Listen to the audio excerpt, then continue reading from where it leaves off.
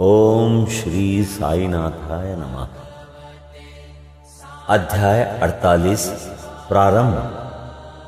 श्री साईनाथ की अनुमति से और आशीर्वाद से अब हम अध्याय 48 श्रवण करेंगे। श्री गणेशाय नमः। श्री सरस्वत्यै नमः। श्री गुरुभ्यो नमः। श्री कुलदेवताय नमः। श्री सीतारामचंद्राभ्याम नमः। श्री सद्गुरु साईनाथाय नमः। इस अध्याय में सद्गुरु के लक्षण, श्री शेवड़े और श्री सपटनेकर व श्रीमती सपटनेकर संतति दान, इसका वर्णन किया गया है। अध्याय प्रारंभ करने से पूर्व किसी ने हेमाड़पंत से प्रश्न किया कि साईं बाबा गुरु थे या सद्गुरु। इसके उत्तर में हेमाड़पंत ने सद्गुरु के लक्षणों का इस प्रकार वर्णन किया है। सद्गुरु के लक्षण, जो वेद और वेदांत तथा 6 शास्त्रों की शिक्षा प्रदान करके ब्रह्म विषयक मधुर व्याख्यान देने में पारंगत हो तथा जो अपने श्वासोच्छ्वास क्रियाओं पर नियंत्रण कर सहज ही मुद्राएं लगाकर अपने शिष्यों को मंत्रोपदेश दे, निश्चित अवधि में यथोचित संख्या का जाप करने का आदेश दे और केवल अपने वाक चातुर्य से ही उन्हें जीवन के अंतिम ध्येय का दर्शन कराता हो तथा जिसे स्वयं आत्म साक्षात्कार न हुआ हो, वो सद्गुरु नहीं, वरन जो अपने आचरणों से लौकिक व पारलौकिक सुखों से विरक्ति की भावना का निर्माण कर हमें आत्मानुभूति का रसास्वादन करा दे तथा जो अपने शिष्यों को क्रियात्मक और प्रत्यक्ष ज्ञान यानी आत्मानुभूति करा दे, उसे ही सद्गुरु कहते हैं। जो स्वयं ही आत्म साक्षात्कार से वंचित है, वे भला अपने अनुयायियों को किस प्रकार अनुभूति करा सकते हैं। सद्गुरु स्वप्न में भी अपने शिष्य से कोई लाभ या सेवा शुश्रूषा की लालसा नहीं करते, वरन स्वयं उनकी सेवा करने को ही उद्यत रहते हैं। उन्हें ये कभी भी भान नहीं होता कि मैं कोई महान हूं और मेरा शिष्य मुझसे तुच्छ है, अपितु उसे अपने ही सदृश या ब्रह्म स्वरूप समझा करते हैं। सद्गुरु की मुख्य विशेषता यही है कि उनके हृदय में सदैव परम शांति विद्यमान रहती है। वे कभी अस्थिर या अशांत नहीं होते और न उन्हें अपने ज्ञान का ही लेश मात्र गर्व होता है। उनके लिए राजा रंग, स्वर्ग, अपवर्ग सब एक ही समान है। हेमाड़पंत कहते हैं कि मुझे गत जन्मों के शुभ संस्कारों के परिणाम स्वरूप ही श्री साईं बाबा सदृश सद्गुरु के चरणों की प्राप्ति तथा उनके कृपा पात्र बनने का सौभाग्य प्राप्त हुआ। वे अपनी युवावस्था में चिलम के अतिरिक्त कुछ संग्रह न किया करते थे। न उनके बाल बच्चे तथा मित्र थे, न घर बार था और न उन्हें किसी प्रकार का आश्रय प्राप्त हुआ। 18 वर्ष की अवस्था से ही उनका मनोनिग्रह बड़ा विलक्षण था। वे निर्भय होकर निर्जन स्थानों में विचरण करते एवं सदा आत्मलीन रहते थे। उनका कथन था कि मैं सदा भक्त के पराधीन रहता हूं। जब वे शरीर में थे, उस समय भक्तों ने जो अनुभव किए, उनके समाधिस्थ होने के पश्चात आज भी जो उनके शरणागत हो चुके हैं, उन्हें उसी प्रकार के अनुभव होते हैं। भक्तों को तो केवल इतना ही यथेष्ट है कि यदि वे अपने हृदय को भक्ति और विश्वास का दीपक बनाकर उसमें प्रेम की ज्योति प्रज्वलित करें, तो ज्ञान ज्योति यानी आत्म साक्षात्कार स्वयं प्रकाशित हो उठेगा। प्रेम के अभाव में शुष्क ज्ञान व्यर्थ है। ऐसा ज्ञान किसी को भी लाभप्रद नहीं हो सकता। प्रेम के अभाव में संतोष नहीं होता। इसलिए हमारा प्रेम असीम और अटूट होना चाहिए। प्रेम की कीर्ति का गुणगान कौन कर सकता है, जिसकी तुलना में समस्त वस्तुएं तुच्छ मानी जाती हैं। प्रेम रहित पठन पाठन सब निष्फल है। प्रेमांकुर के उदय होते ही भक्ति, वैराग्य, शांति और कल्याण रूपी संपत्ति सहज ही प्राप्त हो जाती है। जब तक किसी वस्तु के लिए प्रेम उत्पन्न नहीं होता, तब तक उसे प्राप्त करने की भावना ही उत्पन्न नहीं होती। इसलिए जहां व्याकुलता और प्रेम है, वहां भगवान स्वयं प्रकट हो जाते हैं। भाव में ही प्रेम अंतर्निहित है और वही मोक्ष का कारणीभूत है। यदि कोई व्यक्ति कलुषित भाव से भी किसी सच्चे संत के चरण पकड़ ले, तो भी यह निश्चित है कि वो अवश्य तर जाएगा। ऐसी ही कथा अभी मैं सुनाने वाला हूं। श्री शेवड़े अक्कलकोट के श्री सपटनेकर वकालत का अध्ययन कर रहे थे। एक दिन उनकी अपने सहपाठी शेवड़े से भेंट हुई। अन्य और भी व्यक्ति वहां एकत्रित हुए और सबने अपनी अपनी अध्ययन संबंधी योग्यता का परस्पर परीक्षण किया। प्रश्नोत्तरों से विदित हो गया कि सबसे कम अध्ययन श्री शेवड़े का है और वे परीक्षा में बैठने के अयोग्य हैं। जब सब मित्रों ने मिलकर उनका उपहास किया, तब शेवड़े ने कहा कि यद्यपि मेरा अध्ययन अपूर्ण ही है, तो भी मैं परीक्षा में अवश्य उत्तीर्ण हो जाऊंगा। मेरे साईं बाबा ही सबको सफलता देने वाले हैं। श्री सपटनेकर को यह सुनकर आश्चर्य हुआ और उन्होंने श्री शेवड़े को पूछा कि ये साईं बाबा कौन है जिनका तुम इतना गुणगान कर रहे हो? उन्होंने उत्तर दिया कि वे एक फकीर हैं जो शिरडी की एक मस्जिद में निवास करते हैं। वे महान सत्पुरुष हैं। ऐसे अन्य संत भी हो सकते हैं, परंतु वे उनसे अद्वितीय हैं। जब तक पूर्ण जन्म के शुभ संस्कार संचित न हो, तब तक उनसे भेंट होना दुर्लभ है। मेरी तो उन पर पूर्ण श्रद्धा है।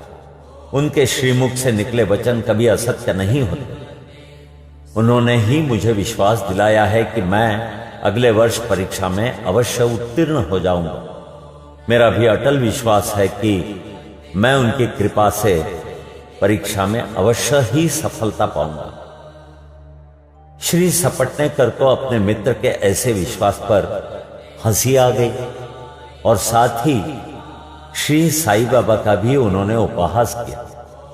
भविष्य में जब शेवड़े दोनों परीक्षाओं में उत्तीर्ण हो गए, तब सपटनेकर को यह जानकर बड़ा आश्चर्य हुआ। अब सुनिए श्री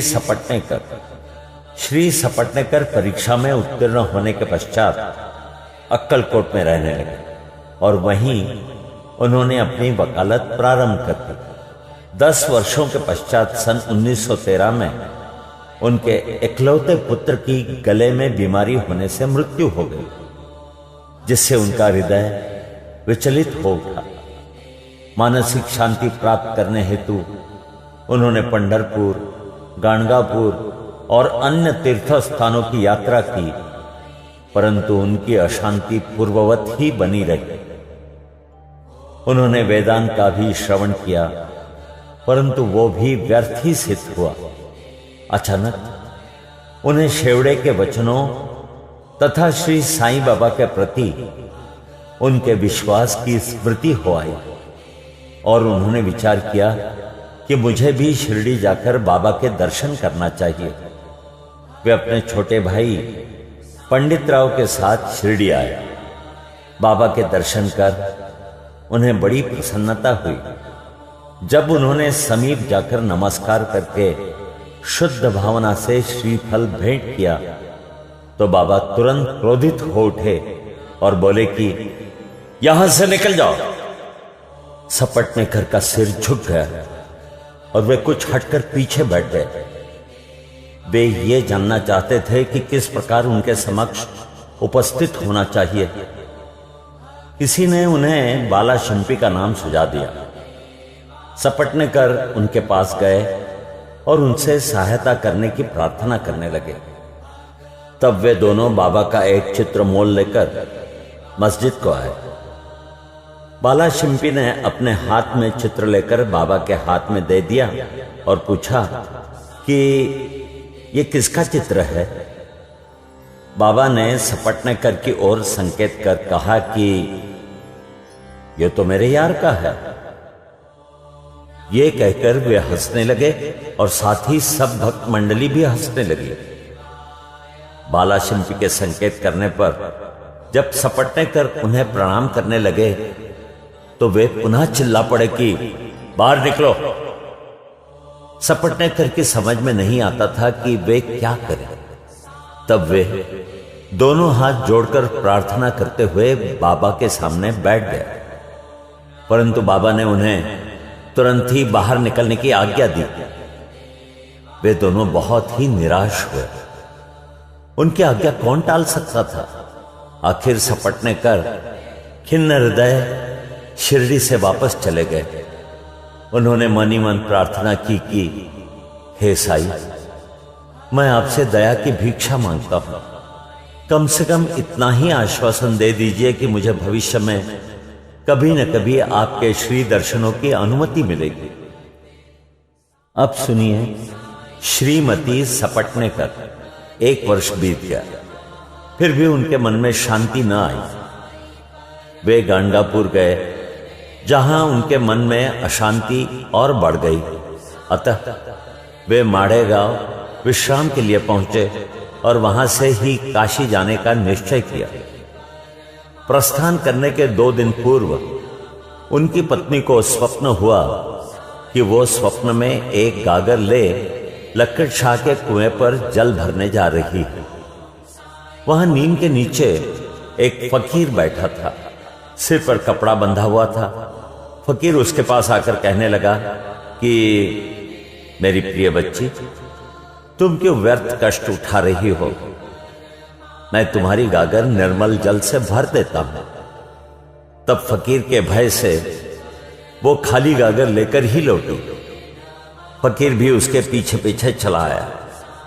इतने में ही घबराहट में उसकी निद्रा भंग हो गई और उसने आंखें खोल दी। यह स्वप्न उसने अपने पति को सुनाया। उन्होंने इसे एक शुभ शकुन जाना और वे दोनों शिरडी को रवाना हो गए। जब वे मस्जिद पहुंचे तो वहां बाबा उपस्थित न थे। वे लंडीबाग गए हुए थे। उनके लौटने की प्रतीक्षा में वे वहीं बैठे रहे।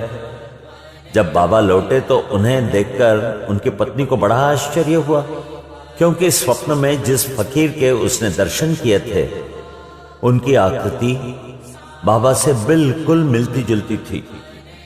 उसने अति आदर सहित बाबा को प्रणाम किया और वहीं बैठे बैठे उन्हें निहारने लगे। उसका विनम्र स्वभाव देखकर बाबा अत्यंत प्रसन्न हो गए।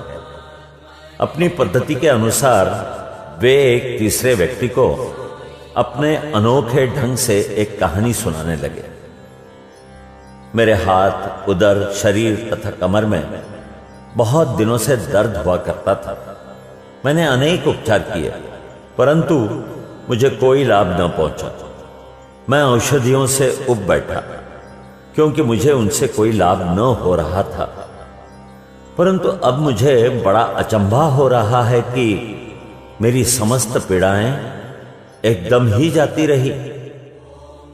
यद्यपि किसी का नाम नहीं लिया गया था, परंतु यह चर्चा श्रीमती सपटने कर की थी। उनकी पीड़ा, जैसा बाबा ने अभी कहा, सर्वथा मिट गई और वे अत्यंत प्रसन्न हो गई। अब सुनिए संतति दान। तब श्री सपटनेकर दर्शन के लिए आगे बढ़े, परंतु उनका पूर्वोक्त वचनों से ही स्वागत हुआ कि बाहर निकल जाओ। इस बार वे बहुत धैर्य और नम्रता धारण करके आए थे। उन्होंने कहा कि पिछले कर्मों के कारण ही बाबा मुझसे अप्रसन्न हैं और उन्होंने अपना चरित्र सुधारने का और बाबा से एकांत में भेंट करके अपने पिछले कर्मों की क्षमा मांगने का निश्चय किया।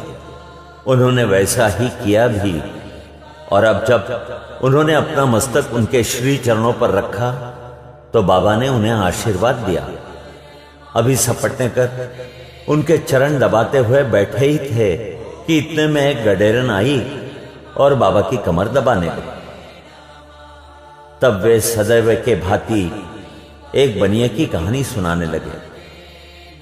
जब उन्होंने उसके जीवन के अनेकों परिवर्तन तथा उसके इकलौते पुत्र की मृत्यु का हाल सुनाया तो सपटनेकर को अत्यंत आश्चर्य हुआ कि जो कथा वे सुना रहे हैं वो तो मेरी ही है। उन्हें बड़ा अचंभा हुआ कि उनको मेरे जीवन की प्रत्येक बात का पता कैसे चल गया। अब उन्हें विदित हो गया कि बाबा अंतर्यामी हैं और सबके हृदय का पूरा पूरा रहस्य जानते हैं। यह विचार उनके मन में आया ही था कि गडेरिन से वार्तालाप चालू रखते हुए बाबा सपटनेकर की ओर संकेत कर कहने लगे कि यह भला आदमी मुझ पर दोषारोपण करता है कि मैंने ही इसके पुत्र को मार डाला। क्या मैं लोगों के बच्चों के प्राण हरण करता हूं? फिर ये महाशय मस्जिद में आकर अब क्यों चीख पुकार मचाते हैं? अब मैं एक काम करूंगा, अब मैं उसी बालक को फिर से इनकी पत्नी के गर्भ में ला दूंगा। ऐसा कहकर बाबा ने अपना वरदहस्त सपटनेकर के सिर पर रखा और उसे सांत्वना देते हुए कहा कि यह चरण अधिक पुरातन तथा पवित्र है। जब तुम चिंता से मुक्त होकर मुझ पर विश्वास करोगे तभी तुम्हें अपने ध्येय की प्राप्ति हो जाएगी। सपटनेकर का हृदय गदगद हो उठा। तब अश्रुधारा से उनके चरण धोकर वे अपने निवास स्थान पर लौट आए और फिर पूजन की तैयारी कर नैवेद्य आदि लेकर वे सपत्नीक मस्जिद में आए। वे इसी प्रकार नित्य नैवेद्य चढ़ाते और बाबा से प्रसाद ग्रहण करते रहे। मस्जिद में अपार भीड़ होते हुए भी वे वहां जाकर उन्हें बार बार नमस्कार करते थे। एक दूसरे से सिर टकराते देखकर बाबा ने उनसे कहा कि प्रेम तथा श्रद्धा द्वारा किया हुआ एक नमस्कार ही मुझे पर्याप्त है। उसी रात्रि को उन्हें चावड़ी का उत्सव देखने का भी सौभाग्य प्राप्त हुआ और उन्हें बाबा ने पांडुरंग के रूप में दर्शन दिए। जब वे दूसरे दिन वहां से प्रस्थान करने लगे तो उन्होंने विचार किया कि पहले दक्षिणा में बाबा को 1 रुपया दूंगा। यदि उन्होंने और मांगे तो अस्वीकार करने के बजाय 1 रुपया और भेंट चढ़ा दूंगा। फिर भी यात्रा के लिए शेष द्रव्य राशि पर्याप्त होगी। जब उन्होंने मस्जिद जाकर बाबा को 1 रुपया दक्षिणा दी तो बाबा ने भी उनकी इच्छा जानकर 1 रुपया उनसे और मांगा। जब सपटनेकर ने उसे सहर्ष दे दिया तो बाबा ने भी उन्हें आशीर्वाद देकर कहा कि ये श्रीफल ले जाओ और इसे अपनी पत्नी की गोद में रखकर निश्चिंत होकर घर जाओ। उन्होंने वैसा ही किया और 1 वर्ष के पश्चात ही उन्हें एक पुत्र प्राप्त हुआ। 8 मास का शिशु लेकर वो दंपत्ति फिर शिरडी को आए और बाबा के चरणों पर बालक को रखकर फिर इस प्रकार प्रार्थना करने लगे कि हे श्री साईनाथ, आपके ऋण हम किस प्रकार चुका सकेंगे। आपके श्री चरणों में हमारा बार बार प्रणाम है। हम दिनों पर आप सदैव कृपा करते रहिएगा, क्योंकि हमारे मन में सोते जागते हर समय न जाने क्या क्या संकल्प विकल्प उठा करते हैं। आपके भजन में ही हमारा मन लीन हो जाए, ऐसा आशीर्वाद दीजिए। उस पुत्र का नाम मुरलीधर रखा गया। बाद में उनके 2 पुत्र भास्कर और दिनकर और उत्पन्न हुए। इस प्रकार सपटनेकर दंपत्ति को अनुभव हो गया कि बाबा के वचन कभी असत्य और अपूर्ण नहीं होते। अध्याय 48 यहां समाप्त होता है। श्री सद्गुरु साईनाथार्पणमस्तु। शुभम भवतु।